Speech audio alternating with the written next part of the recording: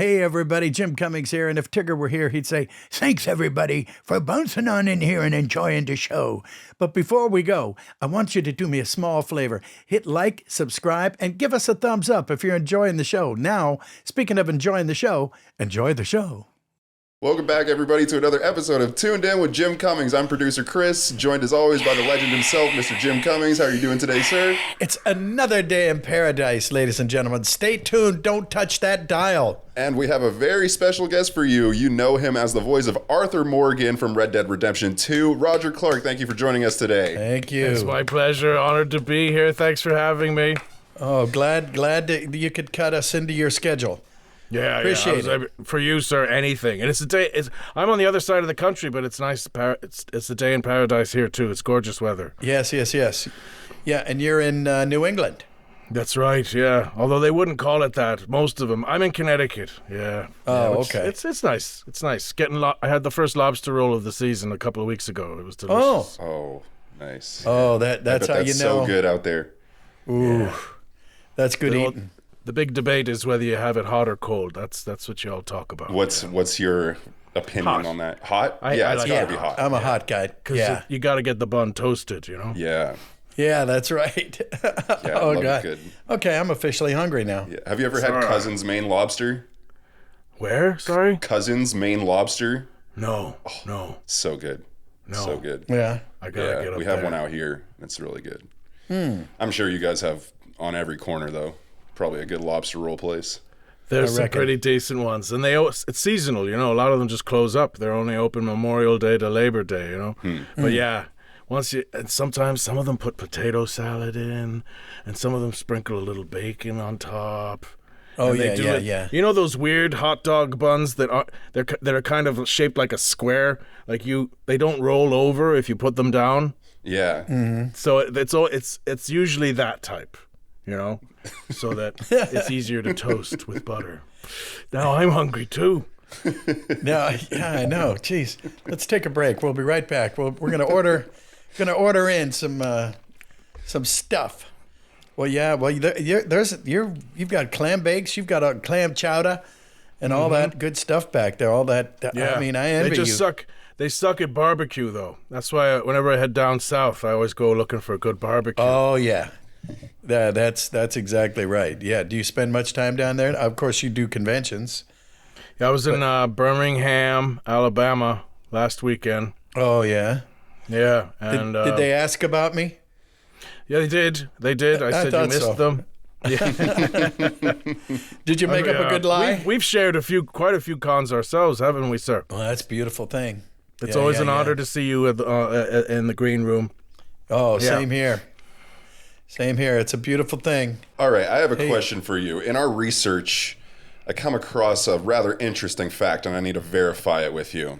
Were you a dancing champion in your childhood? Yeah. I was an Irish dancer. My mother was from Sligo. That's why. Okay. Yeah, I was born in New Jersey, and then we moved to Ireland when I was a kid. And from the age of like 5, I was big into Irish dancing, and I hated it. I absolutely hated it. My mother forced me into it, and the only reason I hated it was because I had to wear a kilt. Oh. The kilt's really a Scottish thing, really, but the Irish wear, or at least they used to wear kilts they did. for dancing, and it's a slightly different kilt to the Scots. But I hated it because it was a dress. You couldn't tell 5-year-old me that it was a kilt. As far as I was concerned, it was a dress. Yeah, that's true. That's funny. Well, my sister, God rest her soul, she was very, very much into the whole culture of Ireland. All 4 of my grandparents were of Irish descent, and my grandmother was from Glasgow. No. Oh gosh. Oh God! Now, this is terrible. Now I'm going to forget. I'm going to forget the county. County Cork. Cork, yeah. Okay, cool. I'm Sligo myself. Yeah. And I knew plenty of Cummings when I went to school. Oh yeah. Yeah. And somebody said that they figured that somehow or another somebody in my family had spent too much time in England, and that's where they picked up the G, because it should have been Cummins. Yeah. I don't know. There's a lot of that went on. Like, for example, my name originally had an E on the end of it. Oh. But then for some reason when they moved to the States, on my father's side, they took the E off.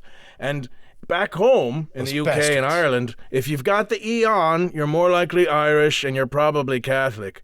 And if you don't have the E, you're more than likely British and you're probably Protestant. And I think my family, my great-grandfather, I think he took the E off because he thought it would help with job applications and whatnot. Oh, boy. Yeah. My No family did kidding. something similar. We had Creole ancestry, and our last name was originally Judge Waugh. Wow. And they decided they didn't want to be like perceived like that, you know, perceived as like other. And for Those more opportunities, they just dropped the Waugh off How the was end that spelled? to Judge Waugh. It was like Judge and then with a W-A at the end. Judge Waugh. W.A. so cool. Oh, okay. Yeah. The Creole, they came from Canada, right? And Uh-huh. they went all the way. Yeah. That was a hell of a trip. Wow, yeah. Yeah. Yeah. They started A lot of in Canada. French Canada. French Canadian. Yeah, that's right. Yeah, French Canada, and then came up through way of like Louisiana in the south. Yeah, that's one of the best accents this country has. It's so cool. It's one of the funnest accents. Yeah. Wait. So what is Irish dancing exactly? I'm picturing Is like it the when they fesh? like jump up and down and like kick Yeah. their feet. So there's the jig, and there's the jig is typically with a hard shoe with the river dance. Yes, Yeah, yes. yeah. And then there's the reel, and that can be the soft shoe. And that's where you see the very elegant women with the beautifully knitted dresses with all the intricate Celtic design. And the reel is the soft shoe, and that's a lot more graceful. And then there's also the hornpipe, which is often done as a couple or as a quartet, and that's typically with the hard shoe. And there's loads of different versions. Anyone who's seen Riverdance, you've seen Irish dance. Yeah, yeah. Oh, yeah. Except with there's that old joke. Oh, we went to see Riverdance and half of them drowned. But you know what I mean. Yeah, that's right. Yeah. I remember my sister just loving it because her kids were into it. And they would always go to the fesh. Yes. And one of my favorite stories about that was that the reason that they kept their hands tight to their sides, and their hands tight to their sides while they're dancing, the girls, Yeah. and their legs are going 100 miles an hour all over. And I guess, and you'll verify this, the reason was that if the British soldiers were walking down the street, they had outlawed Irish merriment. They had outlawed Irish happiness. They had outlawed. They didn't outlaw drinking. Apparently, that somehow snuck through, but they didn't want them in there dancing because it was celebration of Ireland, and they were supposed to be all British. No more of this Irish mucking about, right? So they invented the dance that your wrists were tight up to your hips, and your legs were going 100 miles an hour because if they could do it. Well, the British were walking down the street, and if they looked up into their house, which was slightly elevated, they couldn't see their legs. They would just see them doing this. So they'd just see them standing there like this, and and I was thinking, okay, well, that's real subterfuge there. There's a con artist for you. That's crazy. I'm and, sure. I know lots of mothers that would be, making their children practice and get better at it. And many Yes. a mother would tie the hands because sometimes they, for whatever reason, you would instinctively go, like you could fall, for example. The mothers would tie their hands to their sides. Oh my God. And there would be kids falling flat on their face, but they couldn't brace themselves. Right. And now you can move your arms about. I think Michael Flatley was one of the ones who helped bring that back. You can totally you can have a bit of a flair. You can have a bit of a gesture now. Oh boy. Yeah. Because Irish merriment isn't as considered as dangerous as it once was, I guess. That's right. And they say in the lilt of Irish laughter, you can hear the angels sing. Is that where you got the performance bug back then as a kid? I think so. Yeah. I did. I moved to Ireland when I was 12. I did do some stuff here in the States. I remember my graduation for kindergarten. And there was 26 students, so they all made us a letter of the alphabet. And I was made Z, so I would close the show, I guess. Wow. That was my first stint. And then I worked on Working. There's a Neil Simon musical called Working, and it was all about different occupations and whatnot. And I was the newsboy. at our local parish. And then I got into amateur dramatics in Ireland too. And I got the bug bit me fairly early. Yeah. Yeah, and you were just like in all the school plays and all that too. Yeah. I didn't have the guts to do it professionally though. When I first went to college, I studied computers and I was absolutely terrible at it. And it was only after my first year where I said to myself, "Look, you suck at this, and you've only got one shot. You might as well try and do something that you enjoy." And then at least because what's better to regret what you have done than what you haven't, or at least it'd be terrible to say you didn't give it a shot.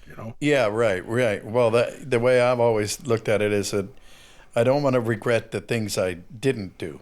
Exactly. I've done enough things that I regret that I did do, and I don't want to regret not having tried fill in the blank, Yeah. Yeah. So far, so good, right, sir? Yeah, so far, so good. I'll take it. Yeah. No doubt. I'm certainly glad. I'm finally, yeah. So out of college, you make that decision, and then what's your career look like then at that point? What's the roadmap that you take? Oh, hang on a minute. My son's playing drums. Sorry, I better stop it now. You can hear that. I am assuming you can hear that. Let's open up the door. Yeah, I can hear it. I can hear it. Oh my gosh, this sound booth isn't that bad. Hey, Colin.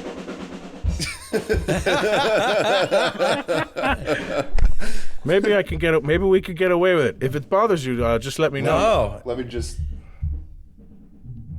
You can hear it, can't you? Yeah, I can hear it. Yeah, All right, I'll be right back. But it bothers me that I can't hear it better.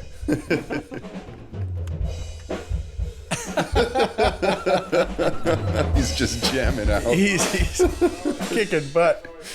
He's going, "What, Dad? Oh, God. Really? How long?" Thank you. I'm being the son. "Okay, well, let me know when you're done." Okay, he asked you, "You're kidding. Really? You have to do it now?" Well, how long is it going to be? "Okay, well, let me know when you're done." Is that pretty much the conversation? Yeah, which is, now that he's 12, it's a lot easier than it used to be. What kind of drums he playing? He's got, his grandfather, my father-in-law, bought him a real nice set. It's all mostly Zildjian. Oh, those are cymbals. Yeah, and my father-in-law said, "Hey, do you mind if I buy Colin a set of drums?" And he knew exactly what he was doing. Yeah. And he knew that I couldn't say no either, Yeah, how But can yeah, you? it's not quiet. It's not quiet. But I encourage him every step of the way, and as you can see, I don't have to tell him to practice because he loves it so much. So Oh, that's good. Great. yeah, Yeah. he does stuff with School of Rock, and he's got a concert coming up end of the month, and he's No learning Led Zeppelin, AC/DC at the moment. Right on. Wow. Yeah. Wow, that's awesome. That is great. But to go back to your question, Chris, I switched courses. I dropped out of computer studies, and then I studied drama in the UK. I went to university in Wales, and then I graduated, and I started my career out of Britain, and I started mostly in theater, Yeah. and then and VO, because I could do American and Irish accents quite well over there. So that's what got me into VO, and then voice acting, that got bigger and bigger, and then it evolved into a lot of performance capture and film and TV too along the way, little bits and bobs, but most of it's been theater and voice acting Yeah. Yeah. and performance That's capture. wonderful. Yeah. Well, that's great. Do you find that your experience in theater informs you on voice performing? Oh God, yeah. Well, I just think that I'm just really grateful that that's how I started, because I think theater, for me anyway, theater is the best place to learn. Oh, yeah. No, I agree. Yeah, because the audience is right there. Yeah. And if you learn to listen to them as well as they should be listening to you, you learn in real time. And then if you screw it up, you can always fix it the next night. And like with voice acting, and like if you're working on a game or on a film set, my gosh, your performance is going to go through so many filters. It's going to go through where the director and the DP want the camera to be. Then you have to deal with the editing and all of that palaver. And And by the time it's in front of an audience, it could be a year after you've done it, and it's too late to change anything by then anyway. So that's why I'm grateful that I started out in theater. It really helped me learn. Oh, I agree. That's how I started. I mean, I think that's how you start. I think I don't know if there's a tried and true way unless you're born into it, like Michael Douglas was Kirk Douglas's son. I suppose that'll do it.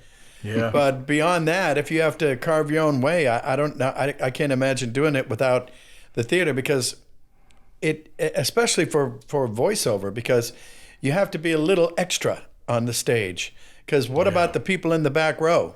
They paid too. They paid too, right? Yeah. You got to perform for them. And that gives you a loud enough mouth to get on a microphone, I guess. Gives you enough gland. And I agree with you, Mr. Cummings, and there are people who are amazing film actors and has never tread the boards ever. And I have the utmost admiration for them, because I don't know how they do it. Yeah. Yeah. Yeah. I think Tom Cruise is one of them. Yeah. And he's a hell of an actor. He sure is good. Yeah. Holy cow. And I'm pretty sure I think I had this discussion with, of all people, his sister. I used to do Mission Impossible releases back in the day, the first 3 or 4.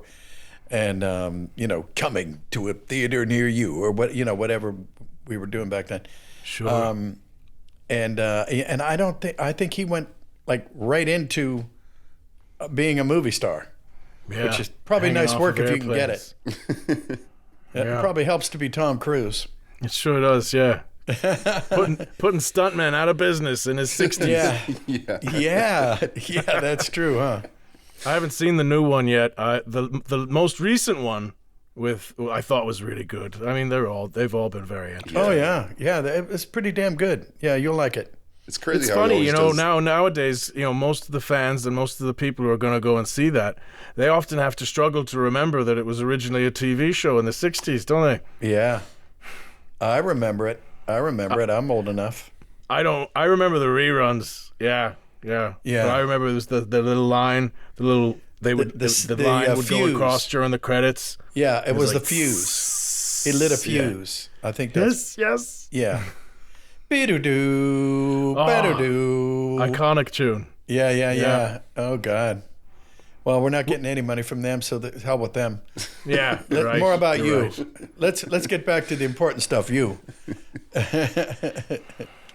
Who was the lead in that, by the way? Because he was in Airplane too. I forget his name, but he was in Airplane. He was one of the pilots. Ooh, I don't know. Boy, I forget his name, but he leave was a comment awesome. if you know. Oh, yes, I know you're talking about with Kareem Abdul-Jabbar. Yes, Kareem. Anyway. Yeah. Oh, yes. I can't think. Don't call me Shirley. Arness, James Arness. Wow. Okay. Because they did do a revamp of Mission Impossible before Tom Cruise revamped it. I think there was another TV show in the late '80s, and it didn't do well at all. Oh. But he came back for that as well. Yeah. Interesting. I never knew that. No, I never did either. Well, it wasn't a big hit. No. So that'll do it every time. Yeah. How do you think you were able to do the American accent so easily? I've heard, one of my Australian friends said that a lot of people, can do the accent because of all the media that you guys consume that's American. I think that's a very, very solid point, and you see lots of Scandinavians who speak spy level English. And I think it's because certain countries, almost all countries have American shows on, but some dub and some do subtitles. And the one that does, in the countries that have subtitles, they often tend to be very good at American accents. But I was born in Jersey, don't forget.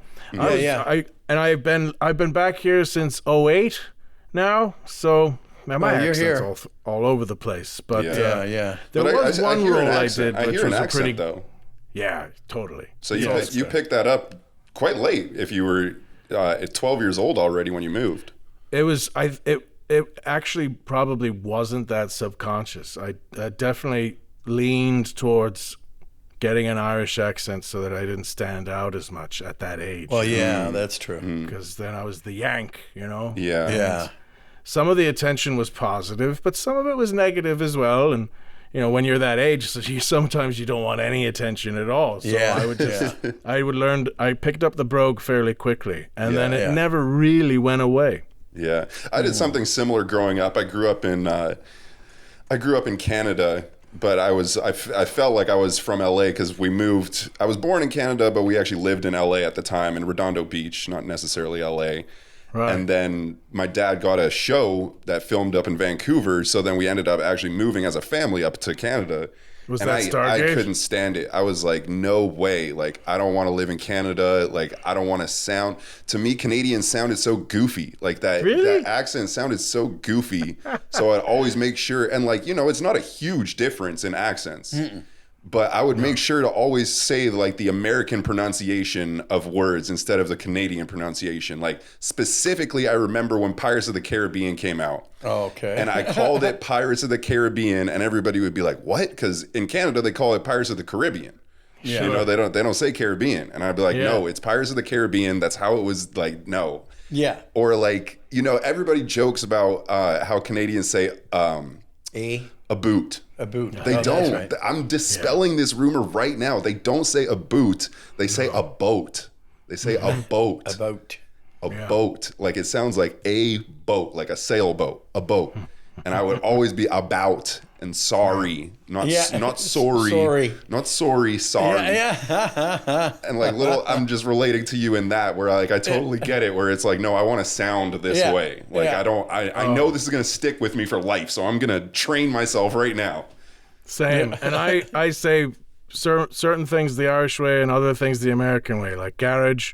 And I say garage, I don't say garage, but I do say aluminum and I don't say aluminium. Yeah. Oh, And yeah. I say vitamins, not vitamins. Sometimes I'll say boot instead of trunk. It's so many things. So many. Yeah. Two cultures. And it's separated interesting by a too when common you're language. when you're in like another country or something, and then you kind of just like conform because it's weird. Like even like in London saying like, oh, let's go to the bar. It's like, no, you're going to the pub. It's like, so I'm gonna start calling it a pub, and like Yeah.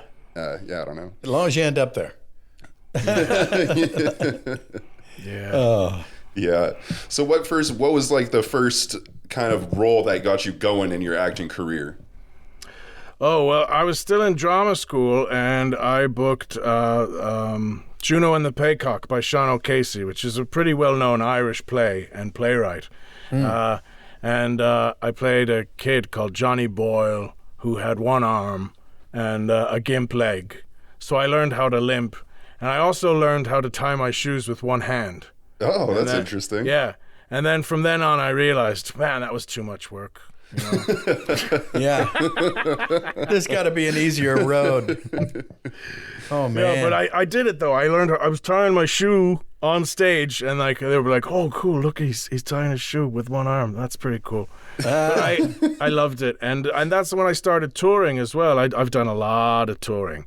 And that was very educational for me as well, because you bring the same show to a different culture or a different part of the world, and you hear the differences in the reaction, and that's another thing that you can learn from. Like we would tour all over Europe with this company based out of Munich called the American Drama Group, and we would do mostly Germany, but we would go all over. And I remember taking a show. We did a stage adaptation of Frankenstein, and we were in France for 2 months, and it was awesome.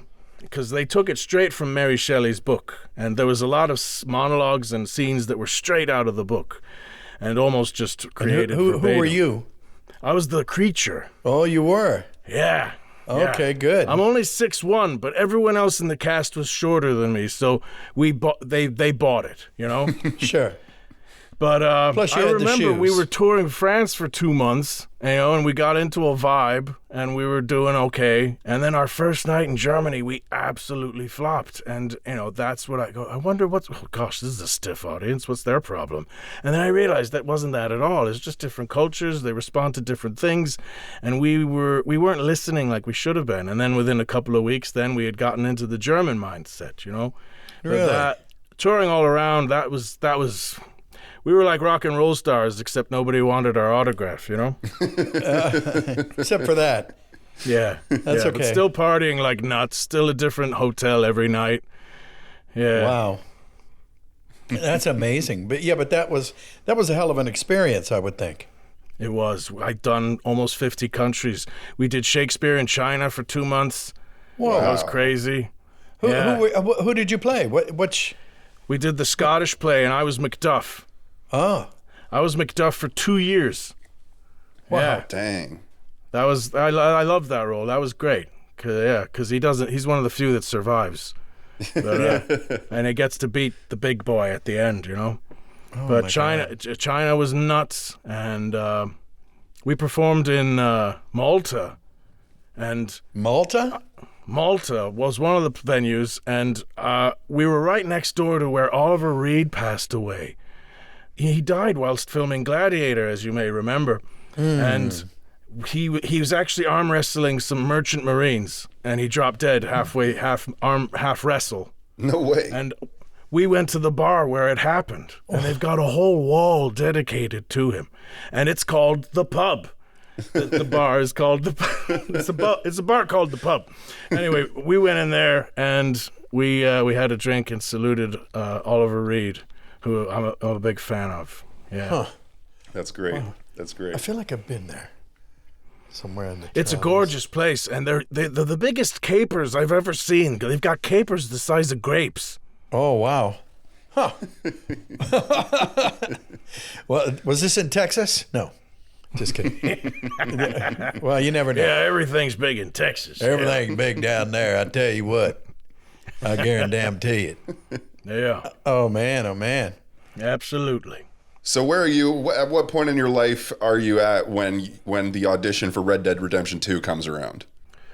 I am 34. I'm 34 years old. I've been back in New York for a while, and I eventually left the UK and decided to go back to the States for a lot of reasons. One, I was a citizen. I was born in New Jersey, so, and London was great and all. London is where I eventually ended up in Britain, as you do, because that's where all the actors are. But, I felt like I had hit a plateau. I was getting booked for American roles and Irish roles, but nothing else. And I thought, maybe my pigeonhole can be a bit bigger if I go back to the States. And it was. So I started out in New York.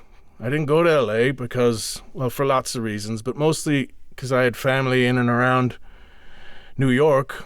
Yeah. And I was still at this stage very much a theater actor, and I just thought my opportunities might be better there. So I started doing off-Broadway stuff. And I was doing off-Broadway for a couple of years, and I wasn't really making a living at it, but I was steady, but I couldn't earn a living. I was bartending as well, and then I started to be able to do theater maybe for 10 months before the audition. I hadn't been bartending for a while. And I was at that situation where I was like, oh my gosh, is this starting? Is this starting to, don't tempt fate. Just keep your head down and keep doing stuff. And I worked with Julie Taymor, and we did Midsummer Night's Dream, and I auditioned for this video game because I had done performance capture before, and I loved it because it's a fascinating way to work. And I had done just voice acting for video games before as well. And my agent knew that I liked both, and there was this one breakdown that came in, and of course they're all named the same at that stage. They're all called Untitled Video Game Project. Yeah. Because of NDAs, as you know. I think I was in that.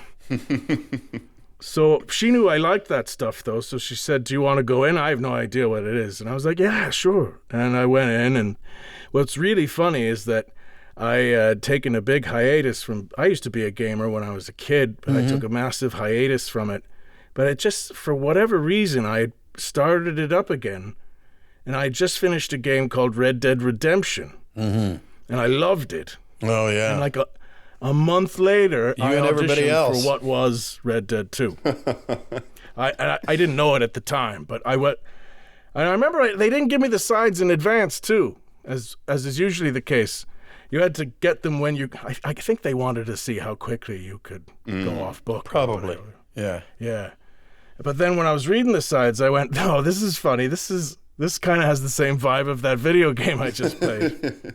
But I didn't know it at the time. It was only until about the third or fourth callback where I started to get suspicious. And even then, I didn't want to spoil it. You know, I knew that it had to be on the QT, so I just kept myself to myself. And it was about 6 months before they offered me the contract. Wow. Yeah. No kidding. And then I remember the first avail check they had on me, I couldn't do it because I was doing theater down in Florida. And I thought, oh, well, that's that then. But then they gave me another avail check a couple of months later, and I was available then. And then that was when then I knew it was for Rockstar Games. And then I knew it was for the next Red Dead. Wow. Nice. Yeah, and that was a 5-year contract. Yeah. It took 5 years to make. My part did, Yeah. Yeah, and I was pretty much out of the cast. That was pretty much the longest. But there were a lot of other devs and animators, for example, who had been working on it even longer than that. Wow. Yeah. Wow. A lot of other deads. A lot of other deadheads. Yeah. Yeah. Digital deadheads. Yeah. Yes. Because you guys did a ton of motion capture for that game. I mean, how many hours? I think the story is like 80 hours to play through or something like that. It's a really long game. It can be. Yeah. Most of the work was 100%. PCAP. Yeah. What we would typically do is we would have 3 weeks on, 2 weeks off. And the 3 weeks on would be performance capture. But, it's so versatile and in so many ways easier than filming on a set because we went to the same studio every day and it could be the swamp in the morning and it would be the icy cold lands of the Arctic that evening. But yeah, there were the 12 to 14-hour days. And then on the 2 weeks off, we might go into the booth once or twice for a typical 4-hour session. So the lion's share of it was performance capture. But as you know, I mean, for the main characters, the lion's share was performance capture. They hired thousands of voice actors who were doing NPC roles and just the random pedestrians that you meet on the street. Right. That was all done in a booth like this. Of course, They cast thousands. They thought thousands of actors. Really? Thousands? Actual? Yeah, I think for the mocap, I think there was nearly 1,000 for mocap, and for the NPCs, it was thousands. And they cast out of New York primarily. But I know for a fact they went down to like Arizona to get some Native Americans.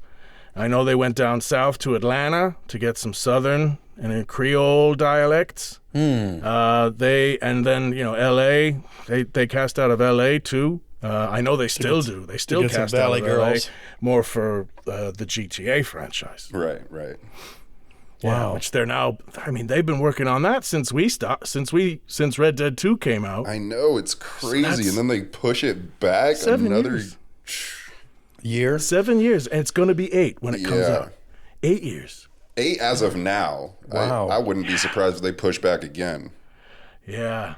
Well, they delay everything twice. Usually, although this isn't always the case, but when they name a date, they usually stick to it. Yeah.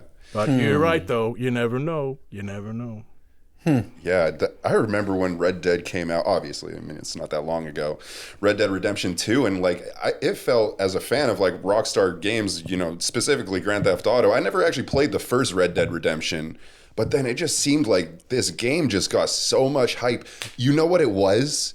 I remember the hype around this game, and correct me if I'm wrong. Do you remember the song Old Town Road by Lil Nas X? Oh, And gosh. the original music video was all clips from Red Dead Redemption 2.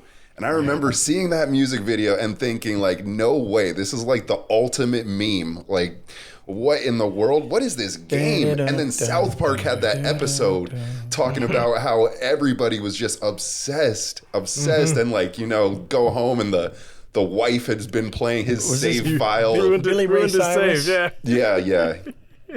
And just like the whole, it was like a cultural phenomenon. I remember I was working on this TV show at the time called Arrow on the CW. We had an armorer on set, and her whole job was just to deal with the bows and the arrows for the Green Arrow. And she was like an eccentric person, you know, always.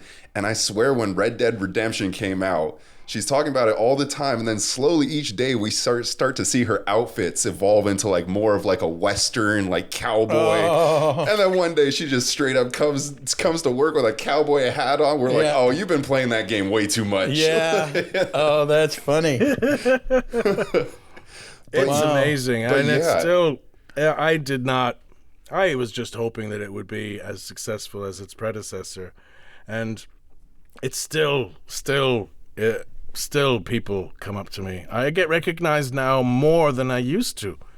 It's got legs. It's been a blessing. You know, and it's a real privilege to be a part of something like that. Yeah, no doubt. That's for sure. That'll keep you at those conventions. That's for sure. At the moment, it does, and I'm so grateful for that. You know, it's because I get to hang out with legends like you, and you know, I know how lucky I am because, I mean, unlike you, sir, I'm pretty much a one-trick pony at the moment. Hey, I don't know about that, but hey, guess what? It's a great trick. Yes, thank you. Thank you. Know? Yeah. And, it's been just a hell of a ride, an absolute hell of a ride. And I'm going to start... It's been a while coming, but I thought to myself, I better do this before GTA 6 comes out. So I'm going to play it. I'm going to play it on Twitch. Oh, yeah. Oh, you got to get on that right now. I'm going to announce it. Well, I'm going to do it end of the month. I'm not going to commit myself to a date just yet, but I'm getting the ball rolling on it and everything. rclark98 on Twitch. Okay. You're more than welcome to join in. And I'll tell you why, though. Because... You remember DVDs and you could watch like the director's cut and you could listen to the... So I watched Nolan North. Remember, we've met Nolan on the con circuit and Ned Luke. And what I love is watching these guys play their own games. You hear all the behind the scenes stuff. And it's really... I love that stuff. It's so fascinating to me. So I just thought maybe I could share that with the Red Dead fans. Maybe it'd be something that they would enjoy. Yeah, they would. I would watch that. Yeah, Ned Luke does the play-alongs, and he'll do like the role playing and stuff. He's all about it. Yeah. I always love seeing you guys. I love seeing you, Ned, Sean at conventions. It's always so much fun when you guys are there. We were just in Lithuania. Oh yeah. Yeah. Whoa. He gets out his phone and he starts live streaming on TikTok in the streets of Lithuania. And he's like, I don't know what I'm doing. Hey, I'm American. And I'm like, Ned, they know you're American. Yeah. That cat's out of the bag. Yeah. Absolutely. Yeah, I'm sure you could easily translate, because you have a lot of subscribers on YouTube as well. You do some little skits on YouTube as well, I saw, and I'm sure a lot of those people would be thrilled to watch you play. I mean, me is one of them for sure. Yeah, I hope so. I'll paste it anyway. I'll plaster it all over the shop. And whoever wants to look at it is more than welcome to. Yeah. If you got a string, pull it, right? Absolutely. Oh, that's wonderful. Yeah. Speaking of YouTube, what started you getting into these little skits and shorts that you've been making? Well, I started producing shorts during COVID. Okay. Because one of the few social things that I did during COVID was take my dog to the dog park out here in Connecticut. So, because, you know, you didn't have to worry about social distancing. It was outside and, you know, everyone could stay. So I'm out there and I'm chatting away, and it was so weird. I was just talking to this one guy. He had this big dog, and I got a yellow lab who's pretty big. And he was mentioning how he just moved from L.A. I was like, oh, what were you doing there? And he says, I'm a writer. I'm like, you're joking. What are you doing in Connecticut? I'm an actor. It turns out his name's Peter Filardi anyways, and he wrote Flatliners and The Craft. Oh, okay. And he moved back to Connecticut because that's where he's from. Him and his family decided to move back here. So we started doing films together. Wow. We're going to Chattanooga Film Festival this month for probably the last screening of our latest film, Damn Handy, which stars myself and Kylie Vernoff, whom I believe is also a previous guest on here. Yes, she was. She's wonderful. So yeah, we're screening that, and then that's going to show up on the YouTube. And then going to film festivals, you bump into other filmmakers, and I've been working with some pretty awesome filmmakers. And now it's so much easier to produce them because there's no COVID rules and guidelines, and which we had to do then, but it's so much easier now. Yeah, and it's like I love it. It's wonderful. Yeah, film festivals are great to go to because I feel like everybody at a film festival is like so optimistic and so, like so excited and just like, there's so much creativity, and it's like, it is. You can see some great stuff that you'll never, ever, ever see again. It's like, true, Chris. You're absolutely right. You see stuff there you'd never see anywhere else. Yeah. And everyone's on the same wavelength. It's so cool. Yeah. I went to this one film festival in London for a short I was in years ago. And Bossa Nova. Yeah, Bossa Nova was the short. I actually ended up winning a BAFTA for it. Yes. And how about that? Yeah, Best Supporting Actor. I'll have to check that out. And that's awesome. Congrats. I saw the coolest 20-minute Japanese snowboarding, it was like half documentary, half narrative. And it was just like the coolest thing ever. It was shot so beautifully, and the sound design was amazing of the drone shots of a solo snowboarder drifting through the mountains in Japan. And I was like, man, this is what it's all about. There's still some true artists out there. It's so easy to shit on everything these days and be like, oh, nothing's being made. Everything sucks and everything. It's like, are you really seeking out art though? Are you really seeking it out? Because it's not just going to be, one thing it's not going to happen these days is it's not going to be rammed down your throat. That's for sure. I mean, look at. Have you seen the movie Nora? Sorry, this is a little tangent.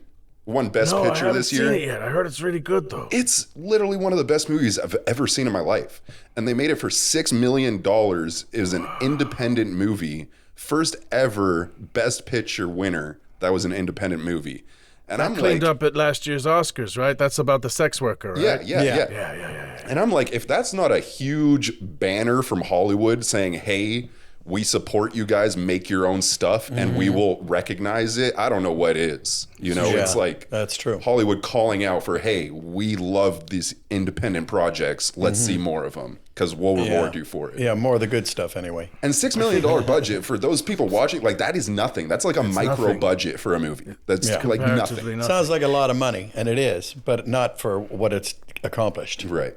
I think now more than ever, the resources to make film are easier and more accessible than they've ever been. But what's become more of a challenge now is competing with all the other content and getting eyeballs on it. Absolutely. And that's, once again, Honora, they have to shop it at festivals in order to get that, publicity buzz, deal, and then it's like, oh, okay, we're going to now distribute this for you and get people aware of it. Because like you said, I mean, good luck getting as much attention for your independent project as, Sony or Disney or, it's just not even, chance. You're dreaming. Word of mouth only goes so far. Yeah. Right. Yeah, it could be literally the best movie ever. And it's just, unless people 20 people will know it. Yeah. And then you got to help their talkative. Yeah. So I've been really grateful, and I enjoy being in front of the lens just as much as I do behind the microphone. I think they're two. I like to keep both of those muscles active. Sure. Yeah. No, when's the last time you've been on stage? Oh, I did Man for All Seasons at New Jersey Shakespeare Theater about a year and a half ago. Oh, nice. So still active. Yeah. Nice. Yeah, and I had to turn it down. They offered me something last summer, and I had to turn it down because I was engaged. But yeah, I was Henry VIII, and that was a lot of fun. Oh, nice. What wow, a great that'd role. be great. That was a lot. Of fun, I could see you doing that. Absolutely. What a blast! And the Americans buy my English accent. So Yeah. Well, I would Brits imagine do too, as long as they don't know where I'm from. Yeah. That's right. Your secret is safe, Thank you. except for the millions and millions of people watching as we speak. No. My apologies. Yes. Yeah. That's great. And you have another project coming up, Ricky Peril in Evolutus Duality? Evolutis? How do you pronounce that? Yeah, Evolutus Duality. It's kind of like it's very similar to like a cyberpunk thing that was directed by Brian Deckhart, who some of you might know from Detroit Become Human. And him and his wife Amelia, they have this Deckhart Games which they stream from. Amelia plays the lead, and I'm Ricky Peril. I'm this sleazy nightclub owner, and that was a lot of fun to do. And that's out this year, I think. Yeah. I did that ages ago. There's a few things in the pipeline, but with so many things with so many things in games, you can't talk about it until it's out. So, I understand too, because there's a need for whenever the leaks happen, and we have seen a few leaks, it's just the worst thing in the world, because I know how hard these devs work, and even as a fan and an audience member, I don't want to see it until it's ready to be seen. Right. Oh, I agree. Yeah. I couldn't agree more. Because you're not getting the finish. It's half baked. Exactly, and you're not getting a full representation of what it's gonna be. Yeah. But gosh, so true. it's getting harder and harder to keep things under wraps. Yeah. That's true. Well, the internet's everywhere. Yeah. We're on it now.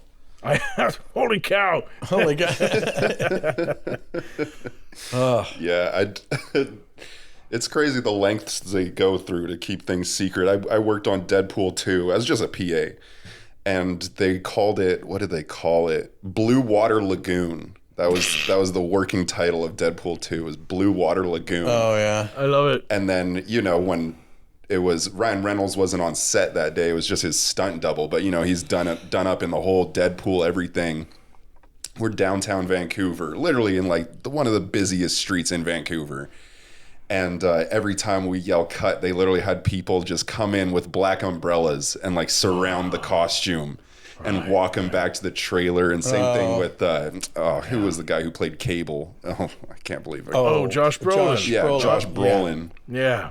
And they put all these little stickers. We had 150 PAs working for these 2 weekends because they shut down the busiest street in Vancouver, literally. Wow. The busiest street in Vancouver for that scene. The scene with the big like jail convoy van, like it's like where him and Wolverine walk down the road. Yeah, right. Dude, that was a real practical vehicle. They took like 4 semi trucks or something and chained them all together. The vehicle was so big it couldn't turn around, so they took 20 minutes to reset every shot because it had to drive 16 city blocks just to turn around. Yeah. Holy cow! Yeah. Wow. Well, it's funny you should say that, because have you heard someone or some people, they came up with an AI version of behind the scenes on this current Avengers movie. And it's total bogus. But people were believing it. People were buying it. They got Robert Downey dressed up as Doom, but it was totally all fake. It was all AI. It did get some traction, and a lot of people were buying into it at first. Wow. Yeah, we'll probably be seeing a lot more of that. Yeah. We'll probably be seeing a lot more of this stuff with how much AI is evolving. Yeah. A lot of frauds. I'm worried about when it, it's already happening. My grandma will send me something on Instagram and it's like, a video of like Trump dancing or something, but like, not like his little fist pump dance, like, like breaking it down. And she'll be like, did you see this? And I'm like, that's not real, Grandma. Like, that's straight up AI. He's actually not doing that. It's going to get harder and harder to spot the difference. Yeah. Even now, speaking of grandmothers, they're getting phone calls from their grandkids asking for bail money. Yeah. Oh, God. Yeah, that's all true. they need is like about 5 or 10 seconds of someone's voice. Yeah, it's crazy stuff. Yeah. It's a weird-ass world. Yeah, it sure is. Yeah, it's... I don't envy young people nowadays because... especially aspiring actors, too, and voice actors. Oh, God, yeah. Yeah, I mean, if I was starting off now, I don't know where I would end up. Yeah.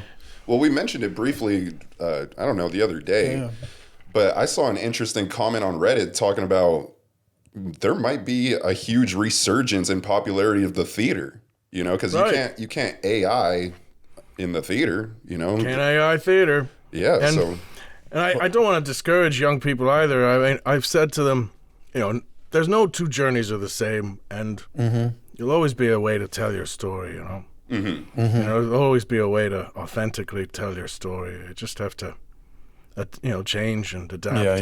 Yeah. But it's definitely, nobody knows where this ball's going to land yet, I don't think. Yeah, I'm glad I'm not starting out now, though. That would have been... Yeah. How do you navigate? It's just such a weird landscape nowadays. Yeah. Everybody's got their own home studio. Everybody's like, it's you against the world now. But I think I think that's the great equalizer as well. Because I think when you're directing yourself, and if you can come up with something worthy to get noticed. Well, then from there, they'll take it to the director, the producer, the artist, whatever. And, knock on wood, you'll make it. But there's no such thing as, I remember when I had my first job, I was very fortunate. And a veterinarian, I met him on vacation. He goes, oh, well, you got a job and you're working show business? Oh, well, you're in now. I go, huh? He goes, well, you're in for life. And I said, what are you talking about? I said, first of all, it's voiceover. It's not even like they can look at somebody and go, yeah, let's hire that guy. No. And he goes, well, everybody knows once you get your first job, you're in. And I said, you've got to be kidding. No, everybody doesn't know that. You're the only person in the world who knows that. And you're wrong. So, good luck. Will you tell me that story? I forget, but didn't Mel Blanc hear your tape once? Oh, yeah. It was this back in the days of cassette? Yeah, it was. It was my very, very, very first tape. Wow. And there was an old buddy of mine, God rest his soul, Ralphie Russo. He had a talent agency, and he would book like poodle acts and clowns who tie up balloons for kids' birthday parties. So big time showbiz. But he had an office right next door to Mel Blanc's, and he saw Mel coming down the hall, and I just gave him my tape the day, a couple of weeks before, whatever. And he goes, "Hey Mel, hey, I got this kid over here. You got 2 minutes? I'll play this tape for you." He goes, "What do you got, kid?" He goes, "Well, he wants to be you." And he goes, "Oh, good. That's something new. I've never heard that before." And he puts on, and he says, he was very kind. He was very gracious. He put in the tape. He hit play, and Mel closed his eyes, and he said he went like that, and then started playing. And then he smiled, and he was quiet until the end of it. And he didn't give me a review or whatever. He just said, "Tell the kid he's got it," and he left. Wow. So that's like, that was my imprimatur. That's pretty awesome. Yeah. So one of the best. And I still never met the guy. Yeah. Oh, maybe. Well, there's still hope. Yeah. That's true. AI. Yeah. Is that where we're going with this? Okay. Yeah. But I also didn't meet Sterling Holloway, who was the original voice of Winnie the Pooh. Wow. Yeah. A million years ago, I was down in Laguna Beach. I'll just be brief. And I hear this little voice coming from the corner of the waitress goes, "Well, have we decided what we want yet?" "Yes, I believe I shall have the chowder." And I went, Winnie the Pooh. And I got up, and this is way before I was in the business, and I walked up, and there was Sterling Holloway sitting there, and he's got all this white hair shooting out of, looked like a haystack, a silver white haystack, and that was it. And forgive me if I'm wrong, but you've been playing Winnie longer than he ever did now, well, right? That's very true, yeah. He did it like 3 or 4 times, and I've done it 3,000 or 4,000 maybe. Yeah. It's been a fine ride. Yeah. It's a fine ride, and I wouldn't change a thing of it. How about you? No, I'd be scared to change any of it. Yeah. Because I'm happy with where I am right now. Yeah. I'm grateful for everything. Yeah. Flaws and all. Yes. Well, let's see. Céad Míle Fáilte. That's it. 100,000 welcomes. Yeah. Yes. Look at that. Yeah, we both knew that. Yeah, I actually went to. I didn't have to learn Gaelic when I went to school there because I went over a little later than most. But I did pick up that and Pogue Mahone, which is kiss my ass. Yes. Or arse, as they would say. Arse. Yes. Yeah. That's a beautiful thing. Beautiful language. Really hard. It's not easy. Yeah. Well, I don't. All I know is kiss my ass and 100,000 welcome. That's it. Yeah. So I'm screwed. Yeah, that's great. That's enough. That's brilliant. And I remember the time I went to Wales, and Wales is an interesting. It's interesting because, there's Wales, there's Scotland, there's Ireland, and they all act like they're 1,000 miles apart from each other. It's like, oh no, you're in Wales now, and I go, well, yeah, but it's like going to Youngstown, Ohio, then going to Cleveland, going, oh, You're not in Ohio anymore. Yeah, you are. Yeah, it's kind of like, yeah, pretty much. Yeah, you are. But it's all very... They're all Celts, too. Yes. They're all Celtic. They're all Celts. It's all, there's just different peas in the pod. Yeah, no doubt. But I love Wales. I'll never forget some of the Welsh sayings are hilarious. Because I remember that's where I started bartending. Oh. And so this one fella, he was telling me the story about how his bike got stolen. And he goes, so I comes out of the pub, and there was my bike, gone. Oh, that's wonderful. See, that's perfect. Yeah. That is. I loved it, yeah. Oh, my God. He would say some of the funniest stuff. Yeah. And there was another guy called Budgie, and he was pretty old, but he would drink like a fish, and he was really good at pool. And he was a bit of a thief too in his spare time, and he had done time for it and everything. But spare time. He would always agitate people when he was playing pool with them. He'd try and get them to lose just by psyching them out and talking. He confessed to more than a few robberies when he was trying to beat people at pool. Saying, oh yeah, you left the back window open last week, didn't you, boy? Yeah. Well, your telly, I sold your telly. I got it for 50 quid. And he would always say, I'm up on the roof, because from the Billy Joel song. Oh God! And whenever he was winning, he would always refer that he was up on the roof. Yeah, it's a wonderful place. Oh my God! Well, I've been there a few times actually. Yeah. So what's happening next for you? Should we have we touched on your upcoming events? Because I think we should. There's a few things. Pay some attention. We're going to release Damn Handy, which is my one of my more recent shorts. That's going to be released soon. Once it finishes the circuit, the festival circuit, we'll put that onto YouTube. There's a lot of games coming out. Evolutus Duality being one of them, but most of the rest of them I can't talk about.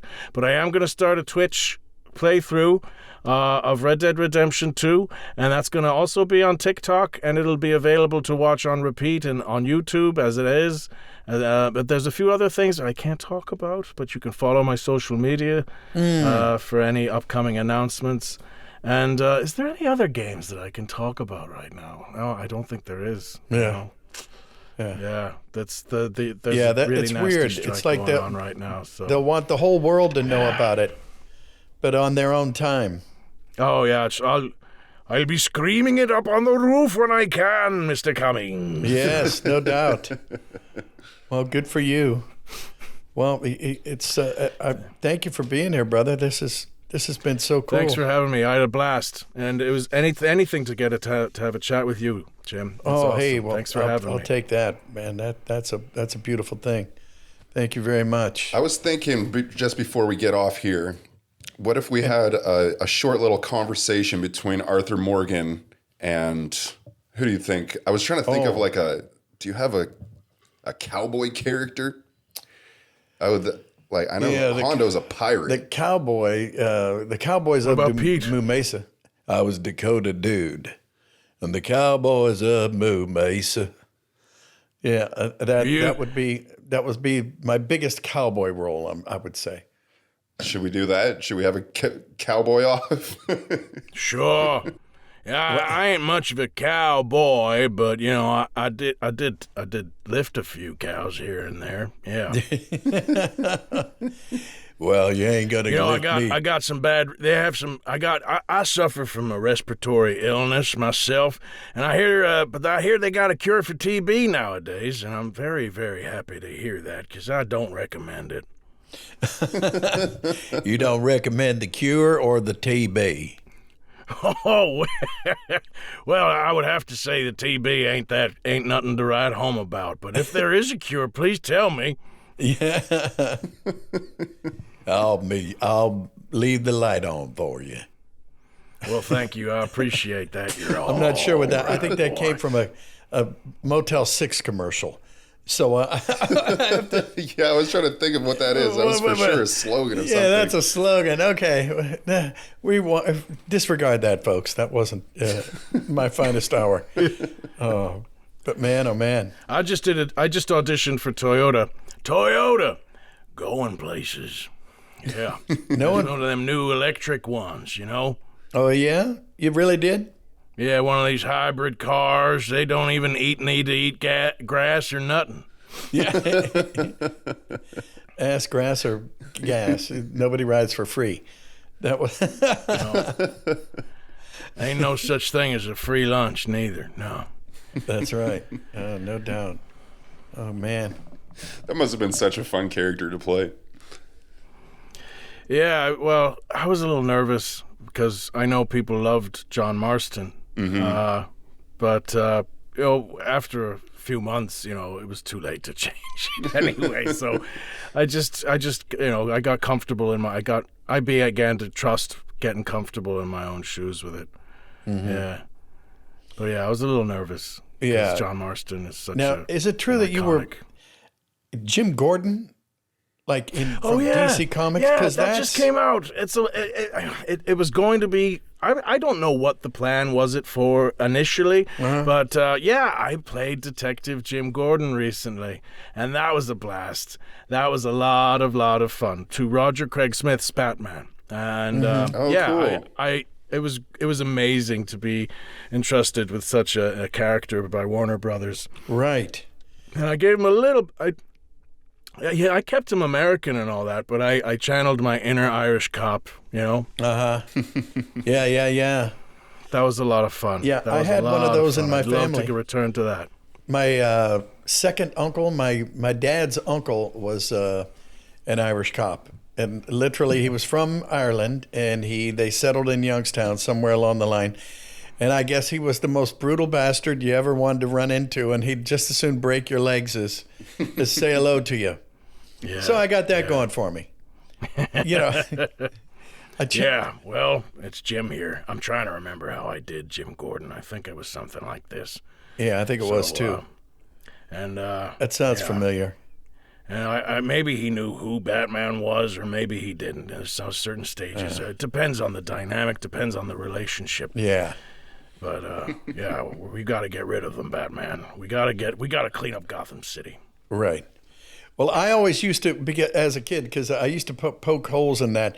I was thinking if Jim Gordon knew Bruce Wayne as well as he did, and then it was like the old Superman thing, only not as bad as stupid as Superman.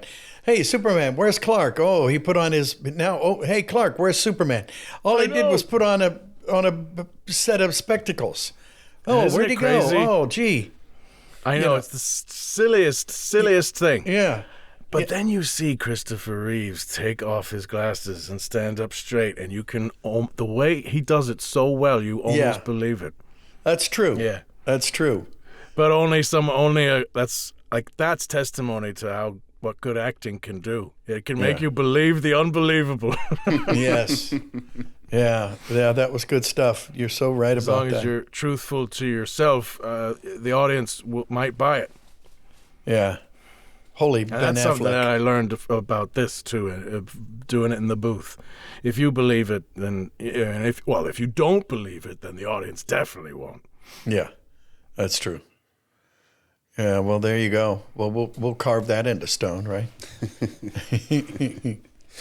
Well, thank you so much again for being on here. This was a lot of fun. Amen, brother. Thank you so much. What a blast. Thank you, guys. Thank you so much. And I'm sure I'll see you soon. I hope to. You soon. Yeah, because I'll be there. You're going there too, right? Me too. Yeah, I aim to be. Oh, man. Well, thank you. I'm in Phoenix this weekend. I don't think you are. No, Anaheim this weekend. Anaheim. Oh, yeah. Nostalgia, right? Yeah. Mm-hmm. Very nostalgic. Cool. Yeah. I'm doing one of those later on in the year. I hope it goes well. Yeah. So far, so good, right? We'll take it. It's nice to know that, people are out there thinking of you. Because, like I said before, we're in these little rooms. You're literally in a very little room, and there's not a lot of audience participation involved here. Yeah, I miss auditioning. I miss leaving the house to audition. I miss talking to a casting director. Yeah, picking their brains for like 30 seconds before you. Yeah. But now it's so much more of a shot in the dark. But I guess it suits them because they can hear 500 in one day instead of 80. Yeah. Yeah. Yeah, that would drive me nuts. I don't know how they do it. I don't know how Neither do I. Anybody, especially hearing the same lines over and over again. Oh, my gosh. Good luck. Something to stick out. Yeah. Well, I always ad-lib one or two lines just to make sure that I keep them awake. So maybe that helps. I don't know. Do you pull stuff like that too? Very rarely, but I think hearing you say it now, I'm going to do it more often. Yeah. Well, it's just, I just figure they're so sick and tired of hearing the same thing. So I'll say the same thing, only different words. I get the same thing across, but it's like, oh, okay. And I call it sending up a flare for whatever. What I've started to do, maybe in the last year or two, is I'll do one take blind, and then I'll sit on it for a day or two and study it. Oh yeah, and then that might be my second read if I still like the first take, which oftentimes I won't, but that'll be my second read. So you're your own worst critic as well. I think we all are, especially now because you got the time to be. Yeah. But I've been starting to book more stuff, but the strike is everything keeps getting pushed back. Video game strike. So it's a little scary, yeah. So I hope it's over soon. Yeah. Well, yeah. Knock on wood. Knock on. Exactly. Yeah. Knock on my forehead here. Oh, amazing. Well, thanks again, brother. Thank you, gentlemen. I'll hopefully see you soon, and give my best to your wife and your mother and your new indeed. and I'm not. It's your brother that had the kid, right? Yes. Yeah. Yeah, that's right. All right, I'm finally copping on. Okay, cool. All right, let me record an outro, and then could you just stay on for a second? Sure. All right, everybody, thank you for watching. That was another episode of Toon'd In with Jim Cummings. I'm producer Chris, the legend himself, Mr. Jim Cummings, joined today by Roger Clark. Thank you so much for being here, sir. If you guys like this episode, be sure to like and subscribe. It really helps us out. It helps you out find more episodes like this. And if you like this content so much you want to see more, good news. Patreon has a whole bunch more bonus footage, extended episodes that don't even air here on YouTube. So we appreciate all of our Patreon subscribers. And if you want some merchandise, you can go over to Shopify, Jim Cummings Closet. You can find keychains, t-shirts, a whole bunch of cool stuff. Autographed little posters over there. Cool stuff. All that good stuff. And you can check the link in this description right below, right down here, for any upcoming convention dates where you can see Jim in person. With all that said, we will see you in the next one. Thank you as always for watching. Thank you.